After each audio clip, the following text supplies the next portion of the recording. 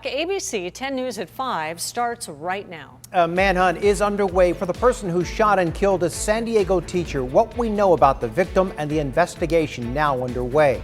Plus, frustration over the vaccine rollout growing, the major issues San Diegans are still encountering while trying to make an appointment. Plus, kids aren't made to be isolated.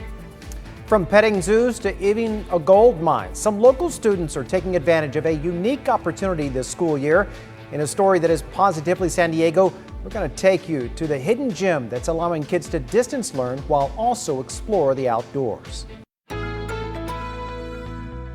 ABC 10 News at 5 starts now. A neighborhood in North Park blocked off by police and crime tape after a Cathedral Catholic high school teacher was found shot to death on the sidewalk. 20 miles north of that scene in Carmel Valley, classes at the school are canceled and security increased as students and staff try to come to terms with what happened. Good evening. I'm Kimberly Hunt. And I'm Steve Atkinson. The victim has been identified as 37-year-old Mario Fierro, and his killer is still on the run tonight. Our ABC 10 News reporter Melissa Messiha is joining us from North Park with more on this police investigation happening right now. Mel.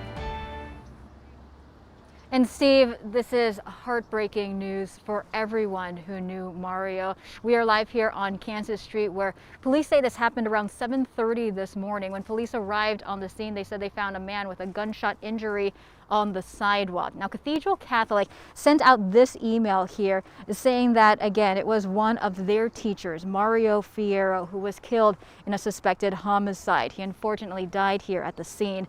Police haven't officially identified him, but in the email to parents, Cathedral Catholic said that Mario Fierro was young, vibrant, and full of life, a fantastic teacher. He was also a coach at the school. The school canceled all in-person classes and online classes until further notice. Grief counseling was also available. Now, police have not yet arrested the person who did this. They say the victim may have been involved in some type of confrontation with another man. That man was last seen heading northbound on Kansas Street in a small, older vehicle. Now, additional security was posted on campus, as well as increased police patrols in that area. According to posts on Cathedral Catholic's Facebook page, Mario Fierro was recently engaged to be married. I'm Melissa Messiha reporting live in North Park, ABC 10 News. Melissa, thank you. And now to the latest on coronavirus in San Diego County. Just under 1,100 new cases were reported today, bringing our total to 239,000. No new deaths reported. That's typical for a Monday. More than 2,600 San Diegans have died from COVID-19. Meantime, there's growing frustration among San Diegans trying to get the COVID-19 vaccine. Viewers have been contacting ABC 10 News saying they can't get an appointment despite the county opening up more locations, including another superstation in the North County. ABC 10 News reporter Mimi Alcala goes in depth with their struggles and possible solutions in the works. I've tried every day, off and on, throughout the day. And if I got up in the middle of the night for any reason, I would try. Multiple attempts at scheduling an appointment to get a COVID-19 vaccine anywhere in the county and no end result. 74-year-old Claire Jackson lives in University Heights and 78-year-old Judy Erickson lives in Fallbrook. They've both been trying for weeks at all hours of the day, and they're not alone. ABC 10 News received several emails from viewers experiencing the same problem. The worst thing for me is sitting with my iPad for 3 hours and trying to get on, because by the time I'm off, I'm crying. The county launched the website vaccinationssupersstationsd.com. There, people are given the option to click on where they live in the county on this map. Then the closest vaccination sites pop up. You're then redirected depending on the location. You have two sites, Petco Park and Chula Vista, that have their own reservation systems. You have My Turn, which encapsulates all of the other 10 or so vaccination sites. We are going to migrate them all into the same system. After filling in your information, if you are eligible to be vaccinated right now, you select an appointment date and time, or at least that's how it's supposed to work. I've tried the County of San Diego. I've tried My Turn. So why aren't people finding available appointments if there are new pods popping up in 3 superstations from the South Bay to the North County? We don't have enough vaccines. It's just that simple. County Supervisor Nathan Fletcher says this is a supply and demand problem. If you're not finding available appointments, there's not enough doses. We have more than 1 million San Diegans that are trying to get appointments when we only have a handful of vaccines. And so I'm frustrated there's not more vaccines available. Fletcher says the county never knows in advance when it'll be getting a shipment of vaccines or how many vials there will be. The vaccination sites are set up to be ready to go when more vaccines do come in, but right now it's a waiting game. There is a fair probability that we could run out of vaccines this week and have to pause everything that we're doing. At that point, Fletcher says those waiting to get a second dose will still be scheduled, but first dose appointments will be paused. He urges people to continue trying, as more vaccines could become available any day of the week. But hitting refresh over and over again with no luck is causing some to lose hope. I have given up. I'm not angry with anybody. I just wish somebody could come up with a much better way of handling it. Mimi Alcala, ABC 10 News. A fourth vaccine super center is expected to open in East County this week. An exact location is yet to be announced. Tomorrow, our in-depth team will dig into the issues that many San Diegans are facing with getting their second shot. ABC 10 News has more in-depth stories on the vaccine rollout, along with how-to guides on scheduling appointments and a breakdown on the different vaccines. You'll find it all on our homepage of 10news.com. We know there are a lot of questions and different experiences with the vaccine rollout. Our ABC 10 News in-depth team is committed to tracking down answers and sharing your stories. Just send us an email to tips@10news.com. As of tonight, all across the country, face coverings will now be required on all forms of public transportation. Our ABC 10 News reporter Adam Rakusin takes a look at the new mandate, what agencies across the country are already doing, and how they plan to enforce the rules. By plane, train, or automobile, if you plan to take public transportation, you need to have something over your face.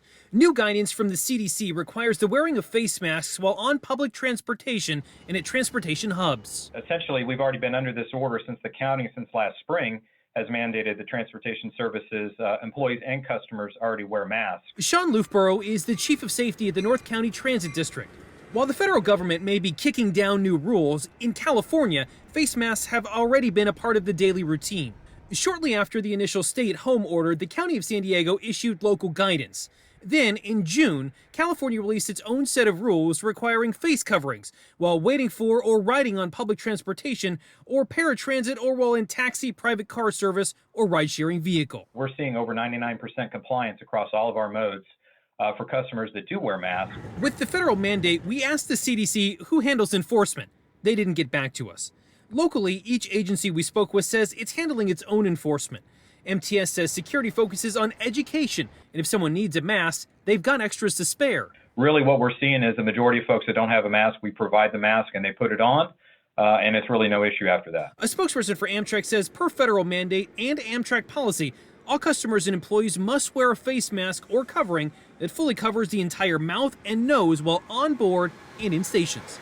Adam Rakusin, ABC 10 News. Officials at San Diego's International Airport tell us their primary goal is to ensure the health and safety of the traveling public. To that end, the focus remains on mask education and compliance. However, if someone refuses to comply, the airport authority is required to remove them, according to the federal mandate. January was the deadliest month since the pandemic began. 95,000 Americans lost their lives to COVID-19 last month. Meantime, the massive snowstorm back east has shut down vaccination sites in at least 7 states. There are also growing concerns about the COVID variants. Pharmaceutical companies are ready to make changes to vaccines if extra protection is needed. The vaccines look like they work against all of the emerging strains. The South African one is of some concern because it looks like it could hide from the vaccine a little better than others. That was the president of Moderna, who says his company is prepared to develop a booster shot if needed. Overall, cases and hospitalizations are down nationwide, while deaths are still high. Today, a group of Republican senators offered up their counter-proposal to President Biden's COVID-19 relief bill. As ABC's Andrew Dimbert reports, it sets up the first real test of the president's pledge to work across the aisle. It's a delicate balance as President Joe Biden weighs achieving bipartisanship versus delivering urgent economic relief. I support passing COVID relief with support from Republicans if we can get it, but the COVID relief has to pass. After the president proposed a near $2 trillion coronavirus stimulus package, he's facing his first test on his unity pledge, with millions of Americans desperate for relief hanging in the balance. Today, 10 GOP senators meeting with the president in the Oval Office, delivering their counteroffer on COVID relief. It's an exchange of ideas, and he's happy to have a conversation with them. The Republican version is a fraction of the cost and delivers a fraction of the aid Democrats are calling for, $600 billion total compared to the $1.9 trillion the White House is requesting. The two sides also disagree on the amount of direct stimulus payments most Americans should receive, raising the minimum wage to $15 an hour, and whether to give billions in aid to state and local governments. Although Biden has promised compromise and a willingness to work with Republicans, the sides are far apart on the big-ticket items, including that price tag. It's not that it is too big, this package. The risk is that it is too small. But over the weekend, Biden's top economic advisor hinted the administration may be willing to consider a smaller package, especially in regards to those direct stimulus checks. That's certainly a place that we're willing to sit down and think about, are there ways to make the entire package more effective? Ultimately, Democrats may not even need Republicans to get a deal done. If Republicans want to work with us, they have better ideas on how to address those crises, that's great. But to be honest with you, I have not yet heard that. And there's another hurdle on the road to the common ground politics Biden hopes to see, the looming Senate impeachment trial of Donald Trump, charged with inciting insurrection in the Capitol on January 6th. The Senate showdown threatening to deepen the divide in an already politically fractured Congress. This is not a trial of the president, but of a private citizen. What Trump did was the most despicable thing any president has ever done. And after splitting with his original impeachment defense attorneys, former President Trump has now hired a new legal team to represent him. Andrew Dimbert, ABC News, Washington. Former San Diego Mayor Kevin Faulconer is ramping up his campaign against Governor Gavin Newsom. Today, he sent this tweet, a parody of the movie Groundhog's Day. He attacked Newsom's record on homeless issues and the pandemic. Faulconer also hinted at a major announcement tomorrow. Last month, we told you that he formed an exploratory committee to run for governor. We reached out to Governor Newsom for a response. We'll let you know when we hear back. The Coast Guard and the Navy are showing off a major haul from a series of drug busts. You are looking at bales and bales of marijuana and cocaine, more than 10 tons of illegal drugs. They have a street value of more than $200 million. Those drugs were unloaded from the USS Gabrielle Giffords here in San Diego. That ship was deployed with several Coast Guard cutters to patrol the eastern Pacific Ocean between October and December.